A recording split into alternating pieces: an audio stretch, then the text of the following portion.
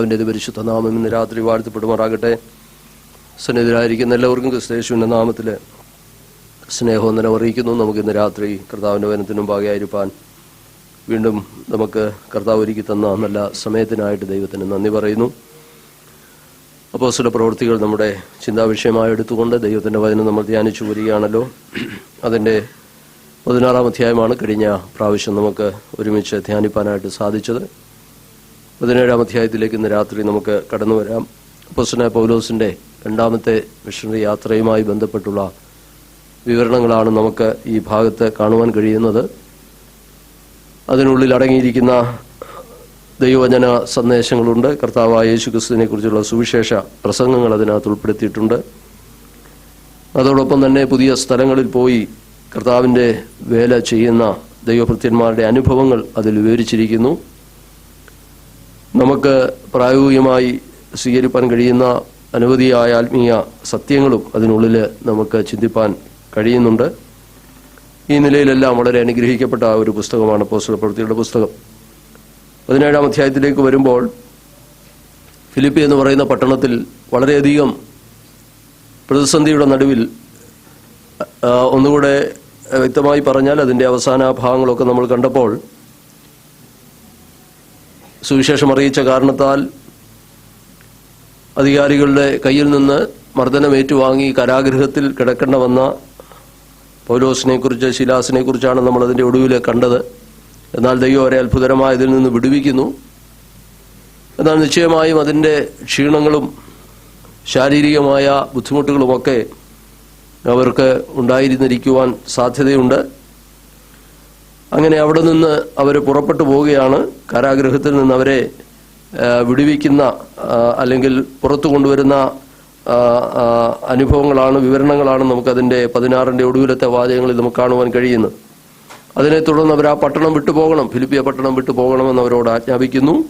അങ്ങനെ അവർ ലുദിയയുടെ ഭവനത്തിൽ ചെന്ന് അവിടെയുള്ള ദൈവമക്കളെ കണ്ട് ആശ്വസിപ്പിച്ച് പുറപ്പെട്ടു പോവുകയാണ്. അടുത്തൊരു സ്ഥലം തെസ്സലോനിക്ക എന്ന് പറയുന്ന പട്ടണത്തിലേക്കാണ് അവർ പോകുന്നത്.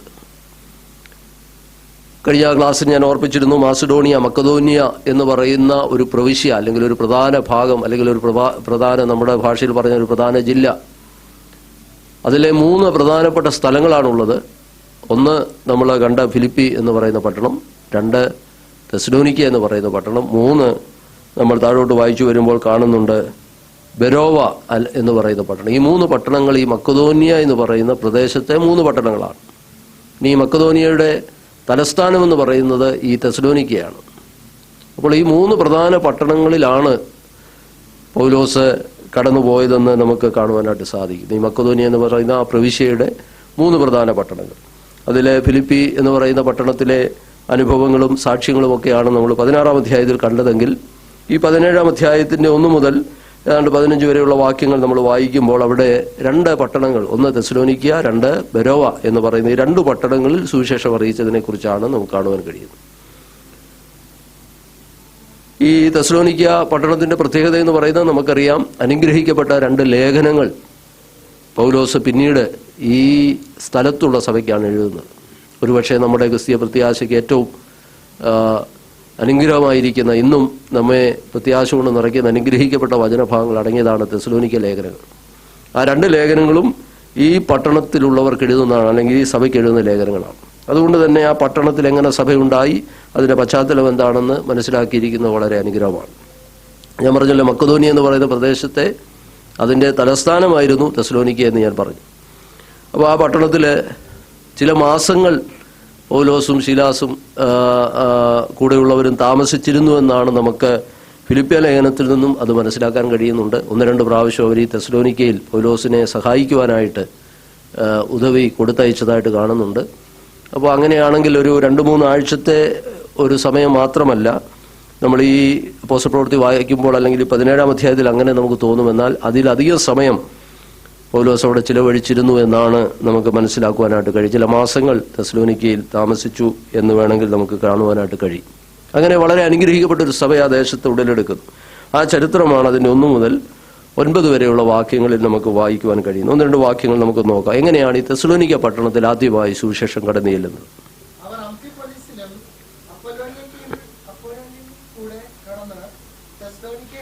തെസ്സലോനിക്കയിലെത്തി. അപ്പൊ ഈ തെസ്സലോനിക്കയിൽ വരുന്നത് ഫിലിപ്പി എന്ന് പറയുന്ന പട്ടണത്തിൽ നിന്നാണ്. ഫിലിപ്പി എന്ന് പറയുന്ന പട്ടണത്തിൽ നിന്ന് ഏകദേശം 100 മൈൽ ദൂരമുണ്ട്. 100 മൈൽ ദൂരത്തിലാണ് ഈ തെസ്സലോനിക്ക പട്ടണം നിലകൊള്ളുന്നത്. അങ്ങനെ 100 മൈൽ അവർ യാത്ര ചെയ്ത്, ഞാൻ പറഞ്ഞല്ലോ ഫിലിപ്പി പട്ടണത്തിൽ അവരെ പുറപ്പെട്ടു പോരുമ്പോൾ അനുകൂലമായൊരു സാഹചര്യമൊന്നുമല്ല. കാരാഗ്രഹത്തിൽ നിന്നാണ് അവർ പുറത്തു വരുന്നത്. വളരെ ക്ഷീണം അവർക്കുണ്ടായിരിക്കണമെങ്കിലും 100 മൈൽ യാത്ര ചെയ്ത് വീണ്ടും സുവിശേഷത്തിന് വേണ്ടി ഓടുന്ന പൗലോസിനെ നമുക്കിവിടെ കാണുവാൻ കഴിയുന്ന, അല്ലെങ്കിൽ കൂടെയുള്ള ദൈവദാസന്മാരെ കാണുവാൻ. അവരങ്ങനെ തെസ്സലോനിക്കയിലെത്തി. അവിടെ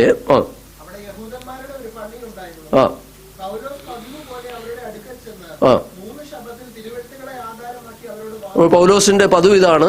കടന്നു പോകുന്ന പട്ടണങ്ങളിലെല്ലാം താൻ ഒരു യഹൂദനായിരുന്നത് കൊണ്ട്, യഹൂദന്മാരുടെ പള്ളി എന്ന് പറയുന്നത് സിനഗോഗാണ്. സിനഗോഗിൽ ചെന്ന് എന്ത് ചെയ്യും? തനിക്ക് പ്രസംഗിക്കുവാനുള്ള സാവകാശം ലഭിക്കും. കാരണം താൻ ഒരു പരീക്ഷനാണ്, ഒരു യഹൂദനാണ്.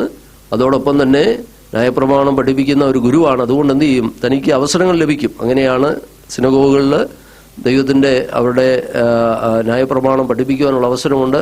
ആ സന്ദർഭങ്ങളെല്ലാം പൗലോസ് വിനിയോഗിക്കുകയാണ്. നമ്മളിതിനു മുമ്പുള്ള സന്ദർഭങ്ങളെല്ലാം കണ്ടു. ഓരോ സ്ഥലങ്ങളിൽ ചെന്ന് സിനഗോഗുകൾ കേന്ദ്രമാക്കിയാണ് പൗലോസിന്റെ സുവിശേഷ പ്രവർത്തനങ്ങൾ പലതും നടന്നത് എന്നിപ്പോൾ ഓൾറെഡി തന്നെ നമ്മൾ പല ഉദാഹരണങ്ങൾ കണ്ടു. അതുകൊണ്ടാണ് അവിടെ എഴുതിയിരിക്കുന്ന പൗലോസ് പതിവ് പോലെ, 2-ാം വാക്യത്തില് പൗലോസ് പതിവ് പോലെ. അപ്പോൾ ഒരു സ്ഥലത്ത് ചെന്നാൽ ആദ്യം അന്വേഷിക്കുന്നത് അവിടെ സിനഗോഗുണ്ടോ. അപ്പോൾ അവിടെ ചെല്ലും. അവിടെ കടന്നു ചെന്ന് സുവിശേഷം പറയാനുള്ളൊരു വേദിയായി പൗലോസ് അതിനെ ഉപയോഗിക്കുന്നതായിട്ട് കാണുവാനായിട്ട് കഴിയുന്നുണ്ട്. അപ്പോൾ യഹൂദന്മാരുടെ പള്ളി എന്ന് പറയുന്നത് സിനഗോഗാണ്. സിനഗോഗിൽ ചെന്ന് പതിവ് പോലെ അവരുടെ അടുക്കൽ ചെന്ന് 3 ശബത്തിൽ. അപ്പോൾ 3 ശബത്ത് എന്ന് പറയുമ്പോൾ 3 ആഴ്ച മാത്രമാണോ പൗലോസ് അവിടെ ചിലവഴിച്ചതെന്നൊരു ചിന്ത വരും. അതുകൊണ്ടാണ് ഞാൻ ആദ്യമേ പറഞ്ഞത്. ആ 3 ആഴ്ചത്തെ ചില അനുഭവങ്ങൾ ഇവിടെ ലൂക്കോസ് നമുക്ക് വിവരിക്കുന്നു എന്നേ ഉള്ളൂ. 3 ആഴ്ച മാത്രമല്ല പൗലോസ് അവിടെ താമസിച്ചത്, അതിലധികം ദിവസങ്ങൾ പൗലോസ് അവിടെ താമസിച്ചിട്ടുണ്ട്. അങ്ങനെ 3 ആഴ്ച നിരന്തരമായിട്ട് ഈ പള്ളിയിൽ ചെന്ന്, സിനഗോഗിൽ ചെന്ന് അവരോട് സംസാരിക്കുമെന്ന് എനിക്ക് അവസരം ലഭിക്കുന്നു. എന്നിട്ട് അവിടെ പറഞ്ഞിരിക്കുന്നു, 3 ശബത്തിൽ തിരുവെഴുത്തുകളെ ആധാരമാക്കി അവരോട് വാദിച്ചു. യഹൂദന്മാരെ സംബന്ധിച്ച് 3-ാം വാക്യത്തിൽ എന്താണ് പൗലോസ് അവരോട് പറഞ്ഞത്? എല്ലാ ഇടങ്ങളിലും ചെന്ന് പ്രസംഗിക്കുന്ന അതേ സന്ദേശം പൗലോസ് അവരോട് പറയുക. തിരുവെഴുത്തുകളെ ആധാരമാക്കിയാണ് അവരോട് വാദിക്കുന്നത്. 3-ാം വാക്യം വായിച്ച്, ക്രിസ്തു കഷ്ടമനുഭവിക്കുകയും മരിച്ചവരിൽ നിന്ന് ഉയർത്തെഴുന്നേൽക്കുകയും ചെയ്യേണ്ടതെന്നും ഞാൻ നിങ്ങളോട് അറിയിക്കുന്ന ഈ യേശു തന്നെ ക്രിസ്തു എന്നും തെളിയിച്ച് വിവരിച്ച് കൊണ്ടിരുന്നു. ഈ പദങ്ങളെല്ലാം വളരെ ശ്രദ്ധേയമാണ്. അപ്പോൾ തിരുവെഴുത്തുകളെ ആധാരമാക്കി അവരോട് വാദിച്ചു. നോക്കിയേ, 2-ാം വാക്യത്തിന്റെ ഒടുവിൽ നമ്മൾ കണ്ടത് തിരുവെഴുത്തുകളെ ആധാരമാക്കി. അവിടെ പറയുന്ന തിരുവെഴുത്തുകൾ ഏതായിരിക്കും? നിശ്ചയമായിട്ട് യഹൂദന്മാരെ സംബന്ധിച്ച് പഴയ നിയമമാണ്. അന്ന് നിലവിലുണ്ടായിരുന്ന പഴയ നിയമ പുസ്തകങ്ങളാണ്. ആ പഴയ നിയമ പുസ്തകങ്ങളിൽ നിന്ന് തിരുവെഴുത്തുകളെ ആധാരമാക്കി എന്താണ് താൻ പ്രസംഗിച്ചത്? ക്രിസ്തു കഷ്ടമനുഭവിക്കുകയും. ഇവിടെ നമ്മൾ മനസ്സിലാക്കേണ്ടത്, യഹൂദനെ സംബന്ധിച്ച് അന്ന് എന്താണ് അവരുടെ വിശ്വാസം? എന്താണ്? പഴയ നിയമ തിരുവചന ഭാഗം കയ്യിലുള്ള യഹൂദന്മാരന്ന് വിശ്വസിച്ചിരുന്നത് എന്താണ്? ഒരു മശിഹ വരും, ദാവീദിന്റെ വംശത്തിൽപ്പെട്ട ഒരു രാജാവ് വരും, ഒരു മശിഹ വരും. ആ മശിഹ എന്ത് ചെയ്യും? യഹൂദന്മാരെ മാത്രം ചേർത്തൊരു രാജ്യം സ്ഥാപിക്കും. അതിനാണ് ദൈവരാജ്യം എന്ന് പറയാൻ പോകുന്നത്. ഇതായിരുന്നു അവരുടെ, ചുരുക്കി പറഞ്ഞാൽ അവരുടെ പ്രതീക്ഷ ഇതാണ്. ഒരു മശിഹ വരും, ദാവീദിന്റെ വംശത്തിൽ നിന്നൊരു മശിഹ ജനിക്കും, ഞങ്ങളെ യഹൂദന്മാരെ എല്ലാം ചേർത്തുകൊണ്ട് ഒരു രാജ്യം സ്ഥാപിക്കും. അപ്പൊ അതവരിങ്ങനെ പ്രതീക്ഷയോടെ ഒരു രാജാവിനെ പ്രതീക്ഷിച്ച് ഈ ന്യായപ്രമാണത്തിലെ തിരുവെഴുത്തുകളെ ആധാരമാക്കി അവരൊരു മശിഹായെ പ്രതീക്ഷിച്ചുകൊണ്ടിരിക്കുകയാണ്. അവരോടാണ് പൗലോസ് അതേ തിരുവെഴുത്തുകളെ ആധാരമാക്കി നിങ്ങൾ പറയുന്ന ഈ മശിഹ, ഈ ക്രിസ്തു ആരാണെന്നറിയാമോ? അവനൊരു രാജാവാണ് എന്നുള്ളതിനേക്കാൾ കഷ്ടപ്പെടുന്ന മശിഹായാണ് വരാൻ പോകുന്നത്. നോക്കി, അതാ പറഞ്ഞത്, ക്രിസ്തു കഷ്ടമനുഭവിക്കുകയും. ഇതാണ് യഹൂദന്മാരെ ഏറ്റവും അധികം ദേഷ്യപ്പെടുത്തുക. എടാ, മശിഹ കഷ്ടമനുഭവിക്കൂ? രാജാവായി ഞങ്ങൾക്ക് വേണ്ടി വരാൻ പോകുന്ന മശിഹായെക്കുറിച്ച് അവൻ കഷ്ടമനുഭവിക്കുന്ന മശിഹ എന്ന് കേട്ടപ്പോൾ തന്നെ അവർക്ക് അത് തിരിച്ചറിയാൻ കഴിഞ്ഞില്ല. അവർക്കത് തിരിച്ച് ഗ്രഹിക്കാൻ കഴിഞ്ഞില്ല എന്ന് മനസ്സിലായി. അപ്പം കഷ്ടമനുഭവിക്കുന്ന ഒരു മശിഹായാണ് വരാൻ പോകുന്നത്. കഷ്ടമനുഭവിക്കുകയും അവൻ മരിച്ചവരിൽ നിന്ന് എന്ത് ചെയ്യും? ഉയർത്തെഴുന്നേൽക്കുകയും ചെയ്യേണ്ടതെന്നും ഞാൻ നിങ്ങളോട് അറിയിക്കുന്ന ഈ യേശു തന്നെ ക്രിസ്തു എന്ന് തെളിയിച്ച് വിവരിച്ചു കൊണ്ടിരുന്നു. അപ്പൊ കർത്താവായ യേശു അവനാണ് സാക്ഷാൽ മശിഹ എന്ന് അവരോട് പ്രസ്താവിക്കുമ്പോൾ അവർക്കത് വിശ്വസിക്കാൻ കഴിയുന്നില്ല. യേശു മശിഹയാണ്, കഷ്ടമനുഭവിച്ച് മരിച്ച് അടക്കപ്പെട്ട് ഉയർത്തെഴുന്നേറ്റ യേശുവിനെ അവർക്ക് തിരിച്ചറിയാൻ കഴിഞ്ഞില്ല. അതാണ് അവരെ സംബന്ധിച്ച് ഏറ്റവും പ്രയാസമായൊരനുഭവം. അവർ വിചാരിച്ചിരുന്നത് അവർക്കൊരു അക്ഷരീക രാജാവായി, ഒരു മശിഹയായി രാജ്യം സ്ഥാപിക്കുന്ന ഒരു നേതാവായി വരുന്ന ഒരു മശിഹയാണ് അവർ പ്രതീക്ഷിച്ചിരുന്നത്. അപ്പം ഇവിടെയാണ് പഴയ നിയമ തിരുവെഴുത്തുകളെ തന്നെ ആധാരമാക്കി അതിൽ പറഞ്ഞിരിക്കുന്ന പ്രവാചക പുസ്തകങ്ങൾ, നമുക്കറിയാം യേശുവിനെ കുറിച്ച് പഴയ നിയമ പുസ്തകങ്ങളിൽ പറഞ്ഞിരിക്കുന്ന ഉൽപ്പത്തി മുതൽ ഇങ്ങോട്ട് എടുത്തു നോക്കിയാൽ ഓരോ പുസ്തകങ്ങളിലും എന്തുണ്ട്? യേശു ക്രിസ്തുവിനെ കുറിച്ച് പറഞ്ഞിരിക്കുന്ന കാര്യങ്ങളുണ്ട്. അതിനെല്ലാം ആധാരമാക്കിയാണ് ലൂക്കോസിന്റെ സുവിശേഷത്തിൽ നമ്മൾ 24-ാം അധ്യായം, ലൂക്കോസാണല്ലോ അപ്പോസ്തല പ്രവൃത്തി എഴുതുന്നത്, 24-ാം അധ്യായത്തിൽ നമ്മൾ കാണുന്ന എന്താണ്? എമ്മോസിലേക്ക് പോയ ശിഷ്യന്മാരുടെ കൂടെ നടന്ന യേശു എന്ത് ചെയ്യും? തിരുവെഴുത്തുകളെ ആധാരമെത്തി പ്രവാചക പുസ്തകങ്ങളിൽ പറഞ്ഞിരിക്കുന്നതെല്ലാം വിശ്വസിക്കാത്ത മന്ദബുദ്ധികളെ എന്ന് കർത്താവരോട് ചോദിക്കുന്നുണ്ട്. അപ്പോൾ അവിടെ പറയുന്നത് തിരുവെഴുത്തും ഈ ന്യായപ്രമാണത്തിലെ കാര്യങ്ങളാണ്. അവിടെ ക്രിസ്തുവിനെ കുറിച്ച് പറഞ്ഞിരിക്കുന്നു.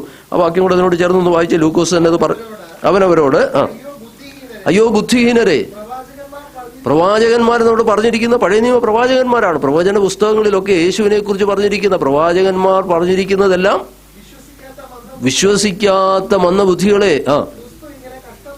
ക്രിസ്തു ഇങ്ങനെ കർത്താവ് തന്നെയാ പറഞ്ഞത്, കഷ്ടമനുഭവിക്കുന്ന മശിഹ, സഫറിംഗ് സെർവന്റ്, സഫറിംഗ് മെസ്സയ്യ എന്നുള്ള ചിന്ത അവർക്ക് അന്യമായിരുന്നു. ക്രിസ്തു ഇങ്ങനെ കഷ്ടമനുഭവിച്ചിട്ട് തന്റെ മഹത്വത്തിൽ കടക്കേണ്ടതല്ലയോ എന്ന് പറഞ്ഞു. മോശ തുടങ്ങി കണ്ടോ. അപ്പോൾ നമുക്കറിയാം ആദ്യത്തെ പഞ്ചപുസ്തകങ്ങളില്ലേ, അതാരെഴുതിയതാണ്? മോശ എഴുതിയതാണല്ലേ. ആ പഞ്ചപുസ്തകങ്ങളെ കുറിച്ചാണ്. അപ്പൊ മോശ തുടങ്ങി പ്രവാചകന്മാരിൽ നിന്നും എല്ലാ തിരുവെഴുത്തുകളിലും തന്നെ കുറിച്ചുള്ള, കർത്താവ് പറയാണ് എന്നെ കുറിച്ചുള്ള കാര്യങ്ങൾ അവർക്ക് എന്ത് ചെയ്തു? വ്യാഖ്യാനിച്ചു കൊടുത്തു. അപ്പൊ പഴയ നിയമം മുഴുവനും എന്താ വാസ്തവത്തിൽ പറഞ്ഞാൽ ക്രിസ്തുവാണ്, മശിഹായെ കുറിച്ചാണ് അവിടെ പറഞ്ഞിരിക്കുന്നത്. നോക്കിയേ എത്ര ശക്തമായിട്ടാണ് കർത്താവ് പറഞ്ഞത്. മോശ തുടങ്ങി സകല പ്രവാചകന്മാരിലും തന്നെക്കുറിച്ചുള്ള തിരുവെഴുത്തുകളെ അവർക്ക് എന്ത് ചെയ്തു? വ്യാഖ്യാനിച്ചു കൊടുക്കണം. വ്യാഖ്യാനിച്ചു കൊടുത്തു. അങ്ങനെ വ്യാഖ്യാനിച്ചു കൊടുത്തിരുന്നപ്പോൾ അവിടെ പറയുന്നത് എങ്ങനെയാണ്? ലൂക്കോസ് തന്നെയാണ് ഇത് എഴുതുന്നതെന്ന് ഓർക്കണം. ഈ ലൂക്കോസ് തന്നെയാണ് അപ്പോസ്തല പ്രവൃത്തി എഴുതുന്നത്. വ്യാഖ്യാനിച്ചു കൊടുത്തു.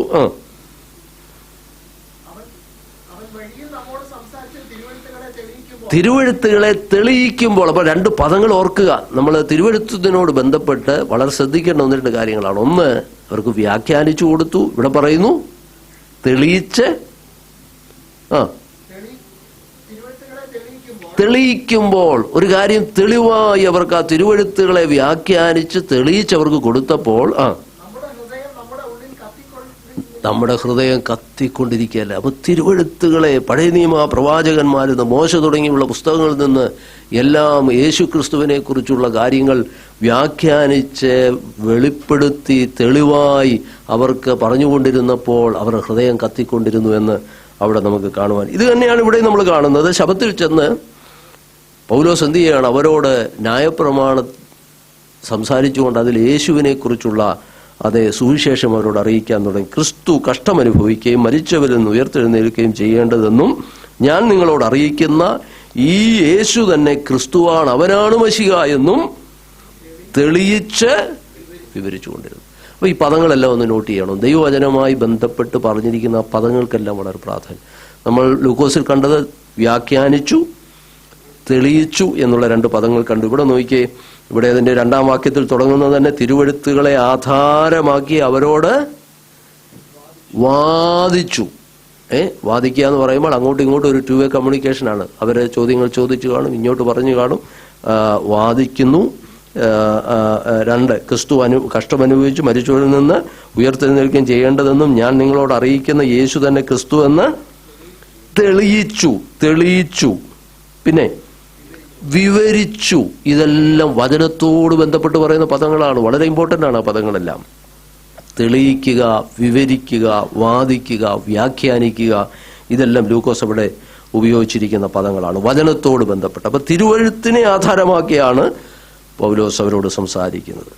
ഇനി അതിന്റെ പ്രതികരണം എങ്ങനെയാണെന്ന് നോക്കാം. 4-ാം വാക്യം വായിച്ചാട്ടെ. അവരിൽ ചിലരും, ഭക്തിയുള്ള യവനന്മാരിൽ ഒരു വലിയ കൂട്ടവും സ്ത്രീകളിൽ അനേകരും ദൈവമക്കളെ, കർത്താവിന്റെ മാറ്റമില്ലാത്ത വചനം, പഴയ നിയമ തിരുവെഴുത്തുകളെ ആധാരമാക്കി ക്രിസ്തുയേശുവിനെ കുറിച്ച് അവർക്ക് വിവരിച്ച് തെളിയിച്ച് വ്യാഖ്യാനിച്ച് കൊടുത്തു കഴിഞ്ഞപ്പോൾ അതിൽ നല്ലൊരു കൂട്ടരും എന്ത് ചെയ്തു? യേശുവിനെ രക്ഷിതാവായി സ്വീകരിച്ചു. നോക്കിയാൽ അതാ ഇവിടെ എഴുതിയിരിക്കുന്നത്. അവരിൽ ചിലർ ഭക്തിയുള്ള യവനന്മാരിൽ ഒരു വലിയ കൂട്ടമെന്ന് അവിടെ എഴുതിയിട്ടുണ്ട്. അപ്പോൾ യഹൂദന്മാരുമുണ്ട്, ഭക്തിയുള്ള യവനന്മാരെന്ന് പറഞ്ഞിരിക്കും. ഞാൻ കഴിഞ്ഞ ദിവസങ്ങളൊക്കെ അത് എക്സ്പ്ലെയിൻ ചെയ്തതാണ്. യവനന്മാരെന്ന് പറയുന്നത് വിജാതീയരാണ്, പക്ഷേ അവർക്ക് അല്പം ദൈവഭയമുണ്ട്, യഹൂദന്മാരുടെ രീതിയോട് അവർക്ക് താല്പര്യമുണ്ട്. അങ്ങനെയാണ് അവർ സിനഗോഗുകളിൽ വരുന്നത്. അവർ പൂർണ്ണമായി യഹൂദന്മാരായോ എന്ന് ചോദിച്ചാൽ എല്ലാവരും ആയിട്ടില്ല. പരിച്ഛേദന ഏൽക്കാതെ അവർക്കത് സാധ്യമല്ല. എന്നാൽ യഹൂദന്മാരുടെ വിശ്വാസം അനുസരിച്ച് ഏകദൈവ വിശ്വാസത്തിലേക്കൊക്കെ അവർ വന്ന്, നമ്മുടെ ഭാഷയിൽ പറഞ്ഞാൽ പള്ളിയിലും പ്രാർത്ഥനയിലും ഒക്കെ അവർ അറ്റൻഡ് ചെയ്യുന്നവരാണ്. അങ്ങനെ ഒരു കൂട്ടർ അവിടെ വന്ന് തങ്ങളുടെ വിജാതീയമായ രീതികളെല്ലാം വിട്ട് യഹൂദന്മാരുടെ ആ ആരാധന രീതിയോട് താല്പര്യമുള്ളവർ അവിടെ വരാറുണ്ട്. അങ്ങനെ ഒരു സമൂഹം അവിടെ ഉണ്ട്. അവരെയാണ് ഭക്തിയുള്ള യവനന്മാരിൽ ഒരു വലിയ കൂട്ടവും പിന്നെ മാന്യ സ്ത്രീകളിൽ അനേകരും എന്ത് ചെയ്തു? അപ്പോൾ സ്ത്രീകളുണ്ട്, പുരുഷന്മാരുണ്ട്, വിജാതീയരുണ്ട്, യഹൂദരുണ്ട്. ഈ 3-4 വിഭാഗം കൂട്ടരെന്ത് ചെയ്തു? ഈ വചനം കേട്ട് വിശ്വസിച്ച് പൗലോസിനോടും ശീലാസിനോടും ചേർന്നു. വിശ്വസിച്ച് ചേരുക എന്ന് പറഞ്ഞാൽ നമ്മൾ ആ പദം പൗലോസ് ഉപയോഗിക്കുന്നത് എന്തിനു വേണ്ടിയാണ്? അവരോട് ചേർന്നൊന്നല്ല, വാസ്തവത്തിൽ അവരെ ക്രിസ്തുവിനോട് ചേർന്നു, കർത്താവിന്റെ മക്കളായി മാറി. ദൈവസഭയുടെ ആരംഭം കുറിച്ചെന്നാണ് അതിന്റെ സാരം. അല്ലെങ്കിൽ അവിടെയുള്ളവർ അതുവരെയും കർത്താവിനെ അതെ ഗ്രഹിക്കാതിരുന്നവർ യേശുവിനെ കുറിച്ചുള്ള ഈ സുവിശേഷം തിരുവെഴുത്തുകളെ ആധാരമാക്കി അവർക്ക് തെളിയിച്ച് പരിശുദ്ധാത്മാവ് നൽകിയപ്പോൾ, അതും 2-3 ആഴ്ചയായി ഈ പ്രസംഗങ്ങൾ അവർ ശബത്തുതോറും ദൈവദാസനും കൂടെ കേട്ട് കഴിഞ്ഞപ്പോൾ അവരെന്ത് ചെയ്തു? അവർ മാനസാന്തരപ്പെട്ടു. വിശ്വസിച്ച് ചേരുക എന്ന് പറഞ്ഞാൽ അത് ഒരു ടെക്നിക്കൽ വേർഡാണ്. അതിന്റെ ആശയം ഇത്രയേ ഉള്ളൂ. അവർ വിശ്വസിച്ച് കർത്താവിലേക്ക് വരുവാനിടയായി, ദൈവമക്കളായവർ മാറി. ദൈവത്തിന് സ്തോത്രം. ഇങ്ങനെയാണ് തെസ്സലോനിക്കയിലെ സഭയുണ്ടാകുന്നത്. തെസ്സലോനിക്കയിലെ ആദ്യത്തെ സഭയുടെ പ്രാരംഭ അനുഭവത്തെക്കുറിച്ചാണ് ഇവിടെ എഴുതിയിരിക്കുന്നത്. അടുത്ത് നമ്മൾ വായിക്കുക. അടുത്ത് അതിനോട് ചേർന്ന് എവിടെയും ഉണ്ടാകുന്നത് പോലെ ഫലപ്രദമായ ഒരു ശുശ്രൂഷ എവിടെ നടന്നാലും എതിരുണ്ട്. നമുക്കറിയാം, പിശാച് അടങ്ങിയിരിക്കത്തില്ല, സാത്താൻ അടങ്ങിയിരിക്കത്തില്ല. അടുത്ത വാക്യം എന്താ വായിക്കുന്നത്? യഹൂദന്മാരോ അസൂയ പൂണ്ട് മിനക്കെട്ട് നടക്കുന്ന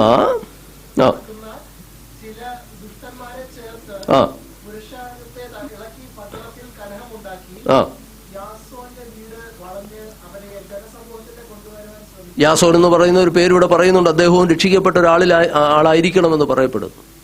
അപ്പോൾ ഇവിടെ നമ്മൾ കാണുന്നത്, മുമ്പ് ഞാൻ ഓർപ്പിച്ചതുപോലെ, തെസ്സലോനിക്കയിലെ വേല ഫലപ്രദമായൊരു ശുശ്രൂഷയായിരുന്നു. പക്ഷേ ഫലപ്രദമായൊരു ശുശ്രൂഷ ഉള്ളിടത്ത് എതിർപ്പുകളുണ്ട്. സാത്താൻ അടങ്ങിയിരിക്കുന്നില്ല എന്ന് നമുക്ക് കാണുവാൻ കഴിയും. ഇത് അപ്പോസ്തല പ്രവൃത്തിയുടെ ചരിത്രമല്ല അതാ നമ്മൾ കാണുന്നത്. ഇവിടെ ദൈവത്തിന്റെ പ്രവൃത്തി വെളിപ്പെടുന്നുണ്ടോ അവിടെയെല്ലാം അതിനെന്തുണ്ട്? പോരാട്ടങ്ങളുണ്ട്. അവിടെയെല്ലാം അതിന് എതിർപ്പുണ്ട്. അവിടെയെല്ലാം അതിന് വിരോധികളുണ്ട് എന്ന് നമുക്ക് കാണുവാനായിട്ട് സാധിക്കും. ഇവിടെ അത് തന്നെയാണ്. യഹൂദന്മാരെന്ത് ചെയ്യുകയാണ്? അസൂയ പൂണ്ട് മിനക്കെട്ട് നടക്കുന്ന ചില ദുഷ്ടന്മാരെ ചേർത്ത് പുരുഷാരത്തെ ഇളക്കി പട്ടണത്തിൽ കലഹമുണ്ടാക്കി യാസോന്റെ വീട് വളഞ്ഞവരെ ജനസമൂഹത്തിൽ കൊണ്ടുവരുവാൻ ശ്രമിച്ചു. നമ്മൾ ഫിലിപ്പി എന്ന് പറയുന്ന പട്ടണത്തിൽ നമ്മൾ കണ്ടതാണ്.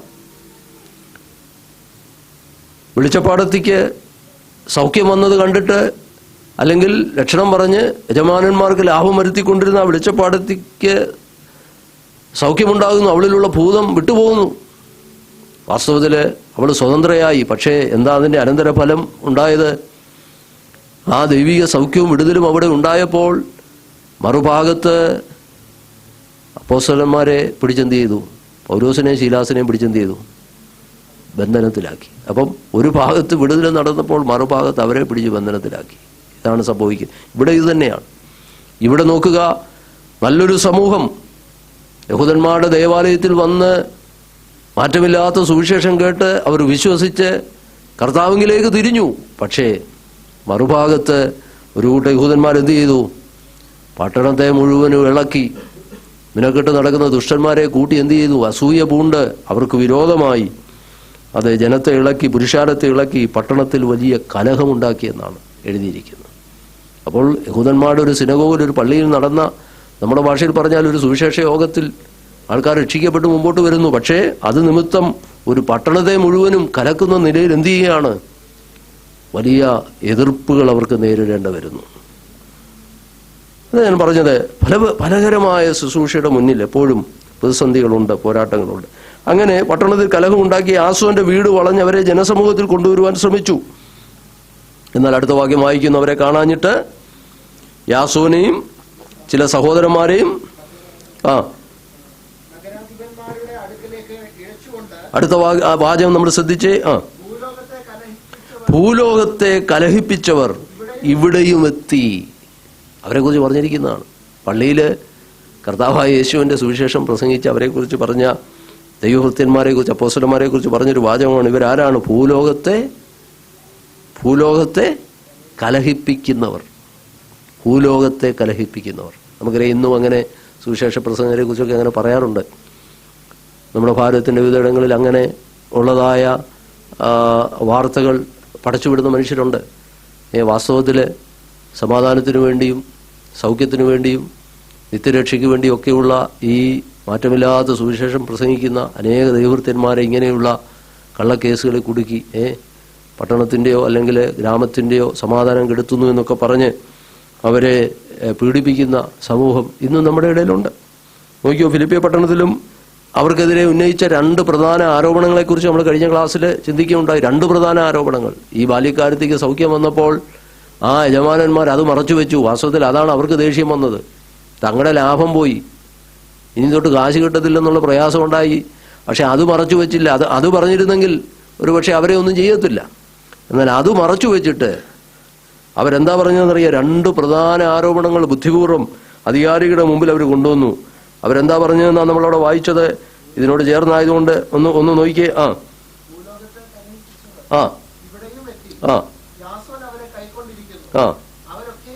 നമ്മള് ഫിലിപ്പിയില് 16-ാം അധ്യായത്തിന്റെ 22 വായിച്ചേ. അവിടെ നിന്ന് നമ്മൾ കാണുന്നത് പുരുഷാരം അവരുടെ നേരെ ഇളകി അവർക്കെതിരെ ഉന്നയിച്ച 2 കുറ്റാരോപണം. ഇവിടെ നമ്മൾ കണ്ടത് ഭൂലോകത്തെ കലഹിപ്പിക്കുന്നവരെന്നാ ഇവിടെ പറഞ്ഞതെങ്കിൽ അവിടെ പറഞ്ഞ 2 ആരോപണം എന്തായിരുന്നു? റോമാക്കാരായ നമുക്ക് അംഗീകരിപ്പാനും ന്യായമല്ലാത്ത ആചാരങ്ങളെ പ്രസംഗിക്കുന്നു എന്ന് പറഞ്ഞു.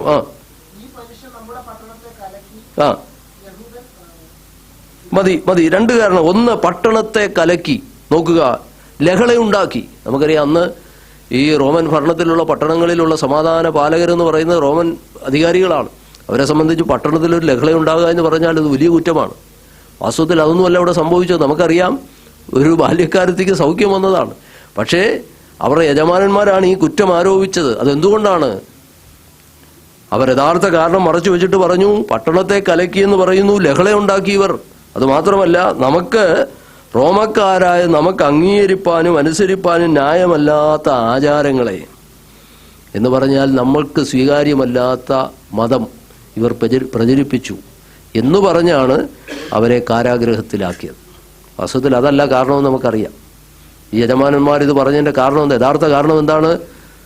ആ ബാല്യക്കാരത്തേക്ക് സൗഖ്യം വന്നതാണ്. അവരതുവരെയും പണം ഉണ്ടാക്കിക്കൊണ്ടിരുന്ന, ലക്ഷണം പറഞ്ഞ് പണം ഉണ്ടാക്കിയിരുന്ന ഈ ബാല്യക്കാരത്തേക്ക് സൗഖ്യം ഇത് തന്നെയാണ് ഇവിടെയും കാണുന്നത്. നോക്കിയേ, നമ്മൾ വായിച്ച ഈ തെസലോനിക്ക പട്ടണത്തിൽ അത് തന്നെയാണ്. അവിടെ അവർ പറയുകയാണ്, ഇവര് ആരാണ്? ഭൂലോകത്തെ കലഹിപ്പിച്ചവർ. ഭൂലോകത്തെ കലഹിപ്പിച്ചവർ. ഒരു പട്ടണത്തിൽ ചെന്ന്, ഒരു ശബത്തിൽ ആ പള്ളിയിൽ ചെന്ന് ദൈവത്തിന്റെ വചനം പറഞ്ഞ് അവരെക്കുറിച്ച് പറഞ്ഞ് ഇവർ ഭൂലോകത്തെ കലഹിപ്പിച്ചവരാണ്. ഇവിടെയും എത്തി. യാസോൻ അവരെ കൈക്കൊണ്ടുമിരിക്കുന്നു. അവരൊക്കെയും യേശു എന്ന മറ്റൊരുവൻ രാജാവെന്ന് പറഞ്ഞുകൊണ്ട് കൈസറുടെ നിയമങ്ങൾക്ക്, നോക്കുക, കൈസർ എന്ന് പറയുന്നത് നമുക്കറിയാം റോമൻ എംപററാണ്. അപ്പൊ റോമൻ എംപറർക്കെതിരെ, രാജാവിനെതിരെയാണ് ഇവർ മത്സരിക്കുന്നതെന്ന് വരുത്തി തീർക്കുകയാണ്. എങ്കിൽ മാത്രമേ അവരെ കുറ്റവിചാരണ ചെയ്ത് അവർക്ക് ശിക്ഷ നേടാനായിട്ട് മേടിക്കാൻ കഴിയും. അതുകൊണ്ടാണ് അവരെ ആ നിലയിലുള്ള കുറ്റം ആരോപിക്കുകയാണ്. അവർ കൈസർക്കെതിരെയാണ്, അല്ലെങ്കിൽ കൈസറിന് വിരോധമായി മറ്റൊരു രാജാവെന്ന് പറഞ്ഞുകൊണ്ട് കൈസറുടെ നിയമങ്ങൾക്ക് പ്രതികൂലമായി പ്രവർത്തിക്കുന്നുവെന്ന് നിലവിളിച്ചു. ഇത് കേട്ടിട്ട് പുരുഷാരവും നഗരാധിപന്മാരും ഭ്രമിച്ചു. യാസോൻ മുതലായവരോട് ജാമ്യം വാങ്ങി അവരെ വിട്ടയച്ചു എന്നാണ് എഴുതിയിരിക്കുന്നത്. ഏതായാലും അവിടെ കാരാഗ്രഹത്തിൽ കിടക്കേണ്ട വന്നില്ല. തെസ്സലോനിക്ക പട്ടണത്തിൽ നിന്ന് അവരെ പെട്ടെന്ന് തന്നെ അവിടെ നിന്ന് പറഞ്ഞയക്കുന്നതായിട്ടാണ് നമുക്ക് കാണുവാനായിട്ട് കഴിയുന്നത്. 10-ാം വാക്യത്തിൽ അത് പെട്ടെന്നുള്ളൊരു യാത്രയായിരുന്നെന്നാണ് മനസ്സിലാക്കുവാൻ കഴിയുന്നത്. 10-ാം വാക്യം നോക്കി.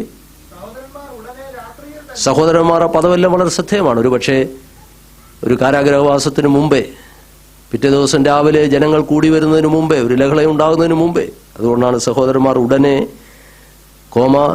പിന്നെ രാത്രിയിൽ തന്നെ, ഒരു രാത്രിയിൽ തന്നെ ബെരോവയ്ക്ക് പറഞ്ഞയച്ചു. ഇത് വളരെ ചിന്തനീയമാണ്. ലൂക്കോസ് ഈ ചരിത്രം എഴുതുമ്പോൾ ദൈവമക്കളെ, നമുക്ക് ആ തിരുവഴുത്തിൽ ആ വരികൾക്കിടയിലൂടെ പല കാര്യങ്ങൾ നമുക്ക് ചിന്തിക്കാൻ കഴിയും. നമുക്ക് ഒരു പട്ടണത്തിൽ ചെന്ന്, തെസ്സലോനിക്കയിൽ വളരെയധികം ആളുകൾ വിശ്വസിച്ച് മുന്നോട്ട് വന്നു. ഒരു കൂട്ടം അവിടെ കർത്താവിനെ ആരാധിക്കുന്നവരായി മാറി. എന്നാൽ ദേശമിളകി ഇവരെ അത് പിടിക്കുവാനുള്ള ഒരുക്കം നടത്തുമ്പോൾ അവിടെയുള്ള സഹോദരന്മാർ ഉടനെ 10-ാം വാക്യത്തിൽ അതാ പറഞ്ഞത്, 10-ാം വാക്യത്തിൽ എഴുതിയിരിക്കുന്ന സഹോദരന്മാർ എന്ന് പറയുമ്പോൾ അവിടെ വിശ്വാസികളായി, ദൈവമക്കളായി. അവരെന്ത് ചെയ്തു? പൗലോസിനെ രാത്രിയിൽ തന്നെ, പൗലോസിനെയും ശീലാസിനെയും ബെരോവയ്ക്ക് പറഞ്ഞയച്ചു. ബെരോവ ഒരു 50 മൈൽ പിന്നീട് ദൂരമാണ്. അപ്പോൾ ഫിലിപ്പിയിൽ നിന്നൊരു 100 മൈൽ സഞ്ചരിച്ചാണ് ഈ തെസ്സലോനിക്കയിൽ വന്നത്. തെസ്സലോനിക്കയിൽ നിന്ന് 50 മൈൽ ദൂരത്തിലാണ് ഈ ബെരോവ എന്ന് പറയുന്ന പട്ടണം. ഒരു രാത്രിയിൽ 50 മൈൽ യാത്ര ചെയ്ത് അവര് ബെരോവയ്ക്ക് ചെല്ലുകയാണ്. രാത്രി അവിടെ എത്തിയാറേ അവിടെ നമ്മൾ കാണുന്നത് ബെരോവയിലും ചെല്ലുമ്പോൾ യഹൂദന്മാർ ചെതറിപ്പാർക്കുന്ന സ്ഥലങ്ങളാണ് ഇതെല്ലാം.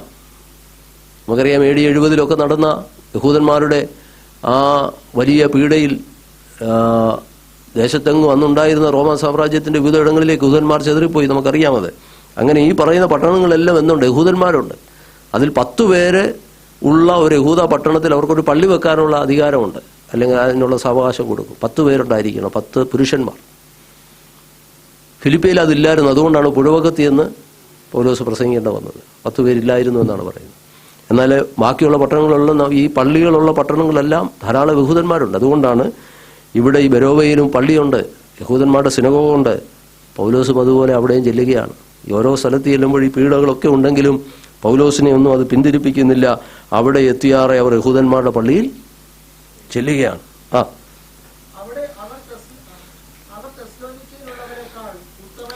ഇവിടെ ഈ ലൂക്കോസ് ഈ ചരിത്രം എഴുതിയപ്പോൾ ഈ ബെരോവക്കാരെ കുറിച്ച് പറഞ്ഞപ്പോൾ, സാധാരണ നമ്മളിങ്ങനെ ചിന്തിച്ചു വരുമ്പം ഒരു സ്ഥലത്ത് ചെല്ലുമ്പോൾ ആദ്യം പറയുന്നത് അവിടെ സുവിശേഷം പറഞ്ഞതിനെ കുറിച്ചാണ്. പക്ഷേ ഇവിടെ അവിടെയുള്ള ആൾക്കാരെ കുറിച്ചൊരു കാര്യം പറഞ്ഞാണ് തുടങ്ങുന്നത്. നമുക്ക് ഈ ബെരോവക്കാരെ കുറിച്ച് പറഞ്ഞത് നമ്മുടെ മനസ്സിലിരിക്കുന്നൊരു ചിന്തയല്ലേ. അവർ പറയാണ്, അവർ തെസ്സലോനിക്കയിലുള്ളവരെക്കാൾ ഉത്തമന്മാരായിരുന്നു. ഈ ഒരു കൂട്ടരേക്കാൾ വേറൊരു കൂട്ടർ ഉത്തമന്മാരാണെന്ന് പറയുമ്പോൾ തന്നെ നമുക്കതൊരു ചിന്തയല്ലേ, ഇല്ലേ? അതും ഒരു സ്ഥലത്തോട്ട് ചെല്ലുമ്പോൾ പറയുകയാണ്, ഇതുവരെയും ഇല്ലാത്തൊരു ഒരു ഒരു താരതമ്യമാണ് ഇവിടെ പറയുന്നത്. പക്ഷെ അതെന്തിൻ്റെ വെളിച്ചത്തിലാണെന്നുള്ളത് വളരെ പ്രാധാന്യമുള്ളതാണ്.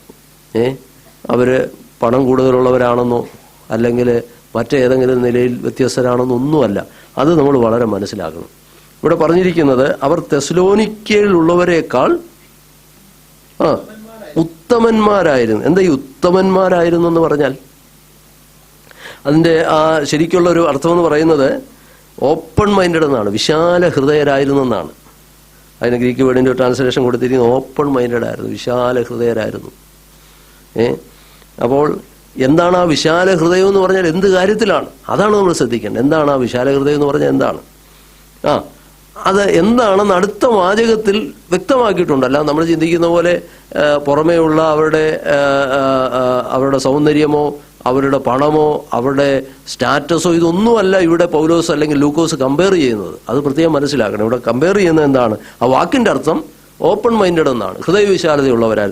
ഏത് കാര്യത്തിൽ? അടുത്ത വാചകം, അവർ വചനം പൂർണ്ണ ജാഗ്രതയോടെ കൈക്കൊണ്ടതല്ലാതെ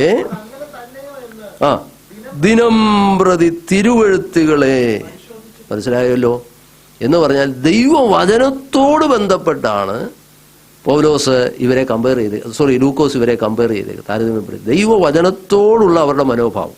ആ കാര്യത്തിൽ തെസ്സലോനിക്കയിലുള്ളവരെക്കാൾ ആരുത്തമന്മാരാണ്? പറഞ്ഞേ, ബെരോവക്കാർ ഉത്തമന്മാരാണെന്ന് പറഞ്ഞ് മനസ്സിലായോ? വേറെ കമ്പാരിസൺ അല്ല. ബെരോവക്കാർ ദൈവവചനവുമായി ബന്ധപ്പെട്ട് ഇവർ കുറച്ചുകൂടെ വിശാല മനസ്കരാണ്. എന്താണ് ആ വിശാല മനസ്ഥിതി എന്ന് പറയുന്നത്? നമുക്കവിടെ കാണുവാൻ കഴിയുന്നത്, നിങ്ങൾ മലയാളത്തിൽ എഴുതിയിരിക്കുന്നത് അവർ വചനം പൂർണ്ണ ജാഗ്രതയോടെ കൈക്കൊണ്ടതല്ലാതെ എന്ന് എഴുതിയിരിക്കുന്നത്. ഇംഗ്ലീഷിൽ എങ്ങനെയാണെന്നറിയാമോ അത് എഴുതിയിരിക്കുന്നത്? ഇംഗ്ലീഷ് ബൈബിൾ ആരെങ്കിലും ഉണ്ടോ? ആ, കണ്ടോ, അവിടെ പറഞ്ഞിരിക്കുന്നത് they received the word with all eagerness examining, അങ്ങനെ കൊടുത്തിരിക്കുന്നത്. നമ്മൾ മലയാളത്തിൽ പറയുമ്പോൾ പൂർണ്ണ ജാഗ്രതയോടെ കൈക്കൊണ്ടതല്ലാതെ എന്നൊരു പദം അവിടെ ചേർത്തേക്കുന്നുണ്ട്. നമ്മൾ വിചാരിക്കുമ്പം അതൊരു നെഗറ്റീവായിട്ട് കൊടുത്തേക്കുന്നതാണ്. അങ്ങനെയല്ല, നമുക്ക് വേണമെങ്കിൽ ഇങ്ങനെ പറയാം. ഇംഗ്ലീഷിലെ ട്രാൻസ്ലേഷനിൽ നമുക്ക് ഇങ്ങനെ പറയാം, അവർ വചനം പൂർണ്ണ ജാഗ്രതയോടെ കൈക്കൊള്ളുകയും അതങ്ങനെ തന്നെയോ എന്ന് ദിനം പ്രതി തിരുവെഴുത്തുകളെ പരിശോധിക്കുകയും ചെയ്തു എന്നാണ് അതിന്റെ അർത്ഥം. മനസ്സിലാവുന്നുണ്ടോ? അവര് രണ്ട് കാര്യം ചെയ്തു. ഒന്ന്, വചനം പൂർണ്ണ ജാഗ്രതയോടെ, ദൈവവചനം കേൾക്കാൻ അവർക്ക് ഭയങ്കര ആഗ്രഹമായിരുന്നു. അതാണ് ഈ തെസ്സലോനിക്ക ഈ ബെരോവക്കാരെ കുറിച്ചുള്ള ഒരു കമന്റ്. അവർ ദൈവവചനം വളരെ ജാഗ്രതയോടെ കേൾക്കുന്നവരായിരുന്നു. ഇനി അത് കേൾക്കുക മാത്രമല്ല, രണ്ടാമത്തെ കാര്യം എന്തുവാ? കേട്ടിട്ട് അങ്ങ് മറന്നു പോകുന്ന ഒരു അനുഭവമല്ല, അല്ലേ? പലപ്പോഴും നമുക്കുണ്ടാകുന്ന ഒരു അനുഭവമാണ്. വചനം കേട്ടാലും ചിലതെല്ലാം ഒന്നും നമ്മുടെ മനസ്സിൽ നിൽക്കത്തില്ല. അപ്പം അങ്ങനെ ഒരു കാര്യമുണ്ട്. അപ്പൊ ഇവർ കേൾക്കുക മാത്രമല്ല, പിന്നെ എന്ത് ചെയ്തു? രണ്ടാമതോടെ പറയുന്നു, അതങ്ങനെ തന്നെയോ എന്ന് ദിനം പ്രതി, എല്ലാ ദിവസവും തിരുവെഴുത്തുകളെ, അതിനെക്കുറിച്ച് പറയുന്നത് ഈ ദിനം പ്രതി പൗലോസിന്റെ അടുക്കൽ അവർ ചെല്ലുമായിരുന്നതാണ്. സംശയം ചോദിക്കാനൊക്കെ അവിടെ ചെല്ലുമായിരുന്നു. ദിനം പ്രതി പൗലോസുമായിട്ട് അവരിങ്ങനെ ആ കാര്യങ്ങൾ അവരിങ്ങനെ വളരെ ഹൃദയവിശാലതയോടത് വളരെ താല്പര്യപൂർവ്വം വചനം കൈക്കൊണ്ട് പൗലോസുമായി ചെന്ന് എന്ത് ചെയ്യുമായിരുന്നു? അവരുടെ സംശയങ്ങളെ പരിഹരിക്കുമായിരുന്നു. അങ്ങനെ തിരുവെഴുത്തിനെ അവർ ഹൃദയത്തിലെ ഉൾക്കൊള്ളുന്നവരായിരുന്നു എന്നാണ് നമുക്ക് ഇവിടെ കാണുവാനായിട്ട്. ഇനി ആ തിരുവെഴുത്തുകളെ എന്ത് ചെയ്തെന്നാ? പരിശോധിക്കുക എന്നുള്ള പദം കൊടുത്തിരിക്കുന്നത് എക്സാമിൻ ചെയ്യുക. മലയാളത്തിൽ ഇംഗ്ലീഷിൽ എക്സാമിൻ ചെയ്യുക എന്ന് പറയും. അത് ലൂക്കോസ് ഉപയോഗിച്ചിരിക്കുന്ന പദങ്ങൾ ഒന്ന് രണ്ട് വാക്യങ്ങളോട് അതിനോട് ചേർന്ന് വായിച്ചാൽ അവിടെ പറഞ്ഞിരിക്കുന്ന ആ പദങ്ങൾ ലൂക്കോസിന്റെ സുവിശേഷം 23-ാം അധ്യായം 14-15 വാക്യം ഒരാളെന്ന് വായിച്ചേ. ലൂക്കോസ് 23-14-15. ഈ പദം നമുക്കറിയാം, ഇത് ഗ്രീക്ക് പദമായതുകൊണ്ട് പലയിടങ്ങളിൽ ഉപയോഗിച്ചിരിക്കുന്ന ആ പദത്തിന്റെ അർത്ഥം നോക്കിയാൽ എന്തായി പരിശോധിക്കുക എന്ന് പറഞ്ഞാൽ നമുക്ക് സാധാരണ നമ്മുടെ മലയാളത്തിൽ നമുക്കറിയാമെങ്കിലും ആ വാക്ക് ഒരല്പം കൂടെ ആഴമുള്ളൊരു പദമാണ്. ലൂക്കോസ് 23-14-15.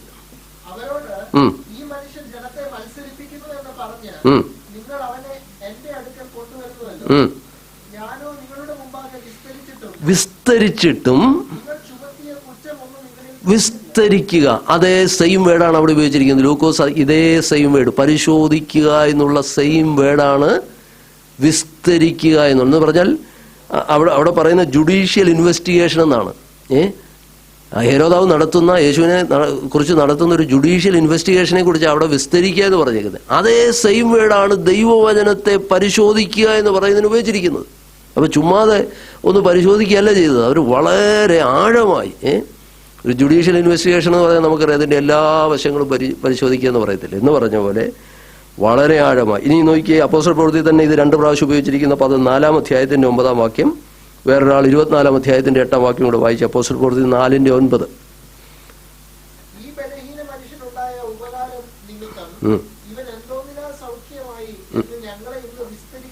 അവിടെയും വിസ്തരിക്കുക.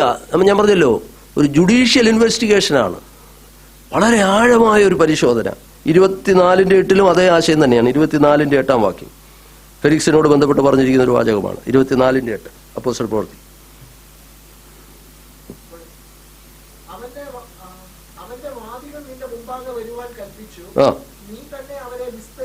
മതി, വിസ്തരിച്ചാൽ. ഇപ്പൊ ഈ പറയുന്ന ഇടങ്ങളിലെല്ലാം ഈ സെയിം വേർഡാണ് ഉപയോഗിച്ചിരിക്കുന്നത്.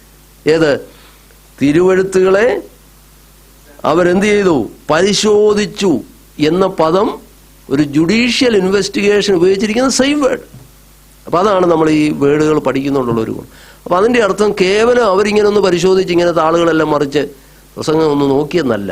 അവർ വീടുകളിൽ ചെന്നിരുന്ന് ദിനം പ്രതി അതിനെ ആഴമായി പരിശോധിച്ച് അതങ്ങനെ തന്നെയോ എന്ന് ദിനം പ്രതി തിരുവെഴുത്തുകളെ അവരെന്ത് ചെയ്തു? പരിശോധിച്ചു പോന്നു. ഈ 2 ഗുണങ്ങളാണ് അവരെ തെസ്സലോനിക്കയിലുള്ളവരെക്കാൾ അവരെ ഉത്തമന്മാരാക്കിയത്, ഹൃദയവിശാലതയുള്ളവരാക്കി മാറ്റിയത്. ദൈവത്തിന് സ്തോത്രം. ആരൊക്കെയാണെന്ന് അവിടെ പറയുന്നുണ്ട്. 12-ാം വാക്യം. അവരിൽ പലരും യവന സ്ത്രീകളുണ്ട്, പുരുഷന്മാരിലും അനേകർ. അതേ നമ്മൾ തെസ്സലോനിക്കയിൽ കണ്ട അതേ റിസൾട്ട് തന്നെ ഇവിടെയും ഉണ്ടാകുന്നു. നോക്കുക, ദൈവവചനം പ്രസംഗിച്ചയിടത്ത് തെസ്സലോനിക്കയിലും ഒരു കൂട്ടർ കർത്താവിലേക്ക് വരുന്നു, ബെരോവയിലും ഒരു കൂട്ടർ കർത്താവിനെ അതേ സ്വീകരിച്ച് ദൈവവചനത്തിന് കീഴ്പ്പെട്ട് കർത്താവിലേക്ക് വരുന്നു. എന്നാൽ നോക്കി അടുത്തത് വായിച്ചാട്ടെ, 13-ാം വാക്യം.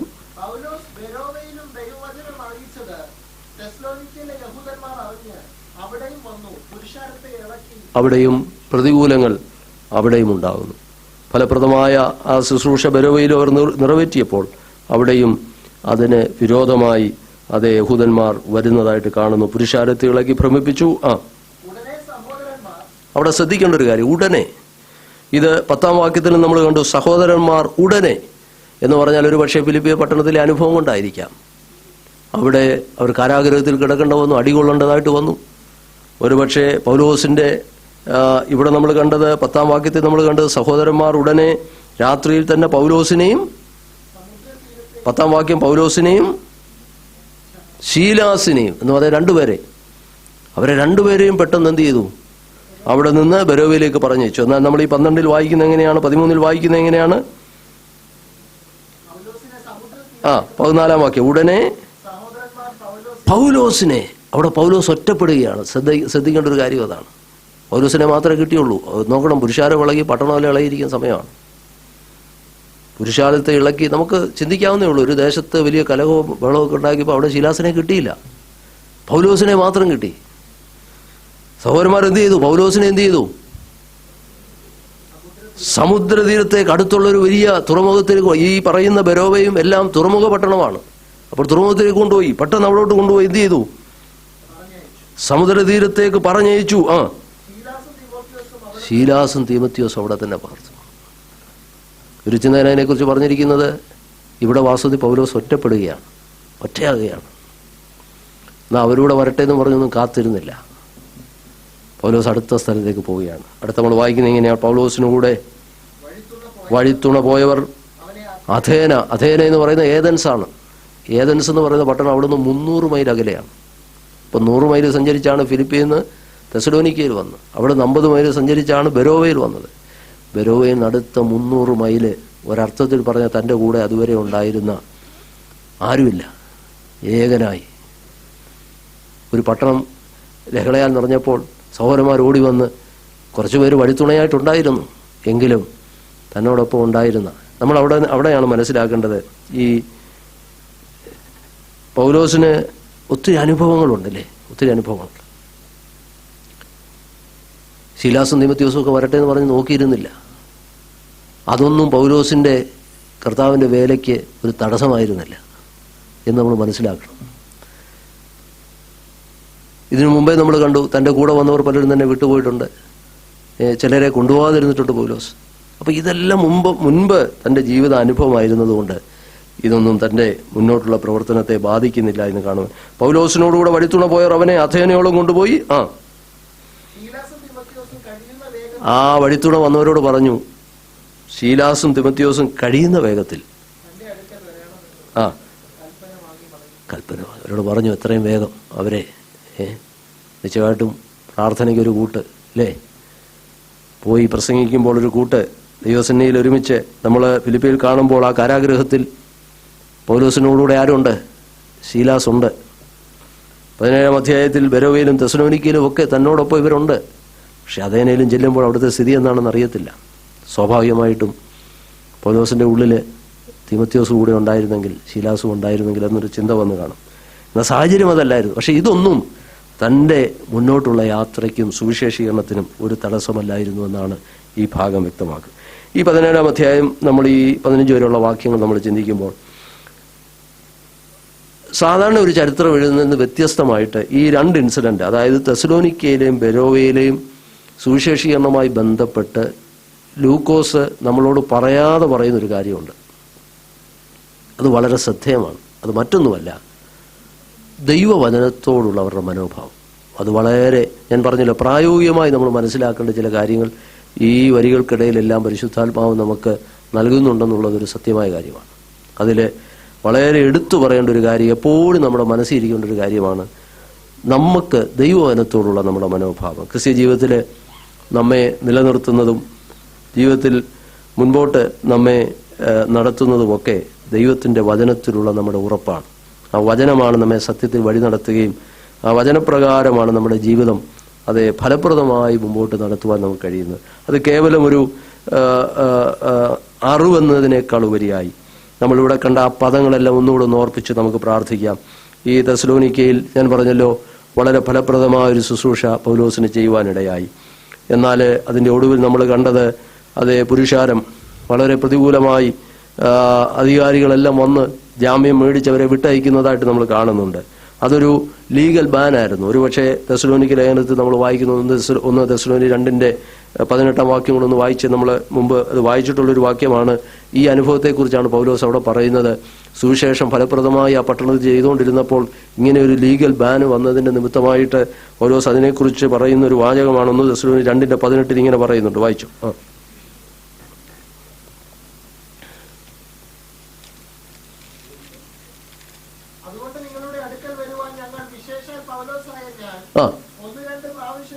ഒന്ന് രണ്ട് പ്രാവശ്യം വിചാരിച്ചു.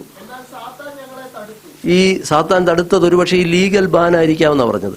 ഓൾറെഡി ജാമ്യം മേടിച്ച് വിട്ടയച്ചതാണ്. അതുകൊണ്ട് അവിടേക്ക് പ്രവേശിക്കാൻ പൗലോസിന് കഴിയുമായിരുന്നില്ല. അതുകൊണ്ടാണ് തെസ്സലോനിക്ക ലേഖനത്തിൽ പൗലോസ് ഞങ്ങൾ പല പ്രാവശ്യം ആഗ്രഹിച്ചതാണ്, പക്ഷെ കഴിയുന്നില്ല. അങ്ങനെ ആയിരിക്കാം, അതിനെക്കുറിച്ചുള്ളൊരു സൂചനയാണ് എന്ന് പറയുന്നുണ്ട്. പോകട്ടെ, ആ ഭാഗത്തേക്ക് ഞാൻ പോകുന്നില്ല. നമ്മൾ വചനവുമായി ബന്ധപ്പെട്ട് ഇവിടെ ഓർത്തിരിക്കേണ്ട 1-2 കാര്യങ്ങളൂടെ നമ്മുടെ ക്രിസ്ത്യ ജീവിതത്തിൽ നമുക്ക് ദൈവം തന്നിരിക്കുന്ന ഏറ്റവും അനുഗ്രഹീതമായ ഒരു അനുഭവമാണ് ദൈവവചനം ഇങ്ങനെ പഠിക്കുവാൻ, മനസ്സിലാക്കുവാൻ നമ്മുടെ ബുദ്ധിയെ ദൈവം തുറന്നതും ആ വചനത്തിൽ നിലനിൽക്കാൻ ദൈവം നമുക്ക് തരുന്ന ഭാഗ്യത്തിനായിട്ട് നാം എപ്പോഴും ദൈവത്തിന് നന്ദിയുള്ളവരായിരിക്കണം. ഞാൻ അതുകൊണ്ടാണ് ആ പറഞ്ഞിരിക്കുന്ന വചനവുമായി ബന്ധപ്പെട്ട് പറഞ്ഞിരിക്കുന്ന ആ പദങ്ങളെല്ലാം ഒന്നുകൂടെ ഓർപ്പിച്ചിട്ട് നമുക്ക് ദൈവസന്നിധിയിൽ പ്രാർത്ഥിക്കാം. ഒന്നാമത്തെ കാര്യം ഞാൻ പറഞ്ഞു, തെസ്സലോനിക്കരോടുള്ള ബന്ധത്തിൽ ഉപയോഗിച്ചിരിക്കുന്ന പദങ്ങൾ നോക്കിയാട്ടെ. അവിടെ പറയുന്നു, ഒന്നാമത് നമ്മൾ കണ്ടത് തിരുവെഴുത്തുകളെ ആധാരമാക്കി. അപ്പോൾ ദൈവവചനമായിരുന്നു പൗലോസിനെ സംബന്ധിച്ച് ദൈവവചനം. ആ ദൈവവചനത്തിൽ നിന്നുകൊണ്ടാണ് പൗലോസ് അവരോട് സംസാരിക്കുന്നത്, വാദിക്കുന്നത്. എന്ന് പറഞ്ഞാൽ ദൈവത്തിൻ്റെ, നമ്മൾ പറയാറുണ്ടല്ലോ ഒരു പ്രസംഗം കേൾക്കുമ്പോൾ അതിനകത്ത് എന്തുണ്ട്? ദൈവവചനത്തിൻ്റെ കാതലായ സത്യങ്ങൾ അല്ലെങ്കിൽ ദൈവശാസ്ത്രം അതിനകത്തുണ്ടായിരിക്കണം.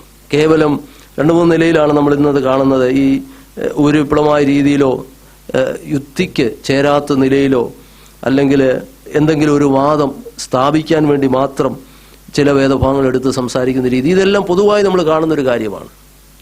നാം മനസ്സിലാക്കേണ്ടത് ദൈവവചനത്തെ, അതിൻ്റെ സത്യത്തെ ഒരിക്കലും വികലമാക്കി കളയാതെ കാതലായ ദൈവവചനത്തിൻ്റെ സത്യത്തെ ഉറപ്പിക്കുന്ന നിലയിൽ വേണം നാം ദൈവവചനത്തെ കൈകാര്യം ചെയ്യുവാൻ. ഇതിന് നമ്മെ സഹായിക്കുന്ന കാര്യങ്ങളാണ് നമ്മളിവിടെ കാണുന്നത്. അപ്പോൾ പൗലോസിൻ്റെ തിരുവെഴുത്തിലുള്ള പ്രസംഗമെന്ന് പറയുന്നത് അത് തിരുവെഴുത്തുകളെ ആധാരമാക്കിയാണ്. തിരുവെഴുത്തുകളെ ആധാരമാക്കി അവരോട് വാദിച്ചു. മലയാളത്തിൽ വാദിച്ചെന്നാണ്, വാസ്തവത്തിൽ ഇംഗ്ലീഷിൽ റീസൺ ഇല്ലേ? ഇംഗ്ലീഷിൽ കൊടുത്തിരിക്കുന്ന പദം എന്താണ്? റീസൺ എന്നാണ്. അതായത് അവരുടെ യുക്തിക്ക്, അവർക്ക് മനസ്സിലാകുന്ന നിലയിൽ അവരോട് വാദിച്ചു എന്ന് നമുക്ക് കാണും. അവരോട് വാദിച്ചു. പിന്നെ തെളിയിച്ചു, വിവരിച്ചു. തെളിയിക്കുക, പിന്നെ വിവരിക്കുക, പിന്നെ മതി. തെളിയിച്ചു, വിവരിച്ചു കൊണ്ടിരുന്നു. പിന്നീട് നമ്മൾ താഴോട്ട് വായിച്ചു വരുമ്പോൾ അവരോട് വാദിച്ചു എന്നുള്ള പദം, പ്രസംഗിച്ചു എന്നുള്ള പദം കാണുന്നുണ്ട്, അല്ലെങ്കിൽ അവരോട് സംസാരിച്ചു എന്ന് നമ്മൾ കാണുന്നുണ്ട്. ഇതെല്ലാം ദൈവവചനമായിട്ട് ബന്ധപ്പെടുത്തിയാണ് പറഞ്ഞിരിക്കുന്നത്. ഇനിയും ബെറോയിലെ ആൾക്കാരെ കുറിച്ച് പറഞ്ഞിരിക്കുന്നത് നമ്മൾ വായിച്ചു 11-ാം വാക്യം. അവർ വചനം പൂർണ്ണ ജാഗ്രതയോടെ എന്ത് ചെയ്തു? കൈക്കൊണ്ടു. ജാഗ്രതയോടെ അവർ കൈക്കൊണ്ടു. പിന്നെ അതങ്ങനെ തന്നെയോ എന്ന് തിരുവെഴുത്തുകളെ പരിശോധിച്ചു. കൈക്കൊണ്ടു, പരിശോധിച്ചു. അപ്പം ഏതാണ്ട് ഒരു 5-6 വാക്കുകൾ അവിടെ ഈ തിരുവചനവുമായി ബന്ധപ്പെടുത്തി ലൂക്കോസ് ഈ 2 അനുഭവങ്ങളിൽ രേഖപ്പെടുത്തിയിട്ടുണ്ട്. ഇന്ന് രാത്രി ദൈവമക്കളെ, നമ്മുടെ ക്രിസ്ത്യ ജീവിതത്തിൽ മുൻവിധി കൂടാതെ ദൈവവചനത്തെ, ഞാൻ പറഞ്ഞല്ലോ അവരുടെ ഹൃദയവിശാലത എന്ന് പറയുന്നതാണ്, ഒരു ചിന്തകൻ അതിനെക്കുറിച്ച് പറഞ്ഞ് it implies integrity and absence of bias എന്നാണ്. അതായത് സമഗ്രമായി ദൈവവചനമെന്ന് ഹൃദയത്തിൽ കൈക്കൊണ്ടുകൊണ്ട് യാതൊരു മുൻവിധിയും കൂടാതെ, യാതൊരു പക്ഷവും കൂടാതെ, കർത്താവെ അങ്ങയുടെ വചനത്തെ യാതൊരു മുൻവിധിയും കൂടാതെ അതിനോട് സമീപിക്കാനുള്ളൊരു മനോഭാവം, അതങ്ങനെ തന്നെയോ എന്ന് പരിശോധിച്ച് ഹൃദയവിശാലതയോട് അത് ഉൾക്കൊള്ളുവാനുള്ളൊരു ചിന്ത നമ്മളിലുണ്ടെങ്കിൽ, അതാണ് ബെരോവക്കാരെക്കുറിച്ച് പൗലോസ് പറയുന്നത്, ലൂക്കോസ് പറയുന്നത്, അവര് തെസ്സലോനിക്കയിലുള്ളവരെക്കാൾ ഉത്തമന്മാരായിരുന്നു. ഒരുപക്ഷെ ഇന്ന് രാത്രി ഞാൻ പറഞ്ഞല്ലോ, ആ വചനത്തിൽ നിന്ന് നമുക്ക് ലഭിക്കുന്ന ഒരു പ്രായോഗികമായ ഒരു സന്ദേശമെന്ന് പറയുന്നത്, ഈ കാലയളവിൽ അനേകർ ദൈവവചനത്തിന് വിരുദ്ധമായി പോകുന്നവരുണ്ട്, അനേകർ ദൈവവചനത്തിൽ നിലനിൽക്കാതെ പോകുന്നവരുണ്ട്, അതിര് കടന്നു പോകുന്നവരുണ്ട്, ഞാൻ മുമ്പേ പറഞ്ഞതുപോലെ ഉപരിപ്ലവമായ നിലയിലേക്ക് പോകുന്നവരുണ്ട്, ശരിയായ ദൈവവചനത്തിന്റെ അടിസ്ഥാന സത്യങ്ങളെ അത് വേണ്ടവണ്ണം മനസ്സിലാക്കാതെ പോകുന്നവരുണ്ട്, തങ്ങളുടെ വാദഗതിയെ ഉറപ്പിക്കാൻ വേണ്ടി എവിടെന്നെങ്കിലുമൊക്കെ ഒരു വേദഭാഗം എടുത്ത് സ്ഥാപിക്കുന്നവരെ നമ്മൾ കണ്ടിട്ടുണ്ട്. ദൈവമക്കളെ, നമുക്ക് തിരുവെഴുത്തുകളെ പഠിക്കാൻ ദൈവം തന്ന കൃപയ്ക്കായി ദൈവത്തിന് സ്തോത്രം ചെയ്യുകയും ആ തിരുവെഴുത്തുകളെ യഥാർത്ഥമായി മുൻവിധി കൂടാതെ ആമേൻ ദൈവസന്നിധിയിൽ ഓരോ ദിവസവും അടുത്തിയെന്ന് ആ തിരുവെഴുത്തുകളെ പരിശോധിച്ച് നമ്മുടെ ഹൃദയത്തെ അതിനുവേണ്ടി ഒരുക്കി കൊടുത്താൽ ഈ ദിവസങ്ങളിൽ ദൈവവചനത്തിൻ്റെ ആഴമായ സത്യങ്ങളിലേക്ക് ദൈവം നമ്മെ നടത്തും. അത് നമുക്കറിയാം, ബെരോവയിലുള്ള ആളുകൾ ആദ്യമായിട്ടാണ് ആ വചനം കേൾക്കുന്നത്. പക്ഷേ അവർക്കൊരു സ്വഭാവം ഉണ്ടായിരുന്നു, അവർ ഹൃദയവിശാലതയുള്ളവരായിരുന്നു. അവർ ഹൃദയവിശാലതയോടുകൂടെ ദൈവസന്നിധിയിൽ ഇരുന്ന് വളരെ ഉത്സാഹത്തോടെ വചനം കേൾക്കുകയും ഓരോ ദിവസവും അങ്ങനെ തന്നെയോ എന്ന് തിരുവെഴുത്തുകളെ ആഴമായി പരിശോധിക്കുന്നവരായി. നമ്മുടെ കണ്ണുകളെ ദൈവത്തിനടയ്ക്കാം. നമ്മുടെ ജീവിതത്തിൽ ദൈവം തരുന്ന അവസരങ്ങൾ നഷ്ടപ്പെടുത്താതെ കർത്താവിൻ്റെ വചനം നമ്മുടെ മാതൃഭാഷയിൽ നമ്മുടെ കരങ്ങളിൽ ലഭിച്ചിരിക്കുമ്പോൾ കേവലം അതൊരു കേൾവിയിൽ മാത്രം ഒതുക്കാതെ ഓരോ ദിവസവും അതിൻ്റെ സത്യങ്ങളെ ഉൾക്കൊള്ളുവാൻ മുൻവിധി കൂടാതെ അതിൻ്റെ മുന്നിലിരുന്ന് കർത്താവേ ഈ സത്യങ്ങളെ യഥാർത്ഥമായി എൻ്റെ ജീവിതത്തിൽ അനുഭവമാക്കി തീർക്കുവാൻ എന്നെ സഹായിക്കണമേ എന്ന് നമ്മൾ ഹൃദയം തുറന്ന് ദൈവത്തോട് പ്രാർത്ഥിക്കുന്നെങ്കിൽ ഈ കാലഘട്ടത്തിൽ അത് ശക്തരായി കർത്താവിന് വേണ്ടി നിൽക്കുവാൻ ദൈവം നമ്മെ ഒരുക്കുക മാത്രമല്ല, ആ വചനത്തിൻ്റെ ആഴങ്ങളിലേക്ക് ദൈവം നമ്മെ ഇറക്കുകയും ആ വചനത്തിൻ്റെ വക്താക്കളായി കർത്താവിന് വേണ്ടി സമൂഹത്തിൽ നിലകൊള്ളുവാൻ ദൈവം നമ്മെ ശക്തരാക്കുകയും ചെയ്യും.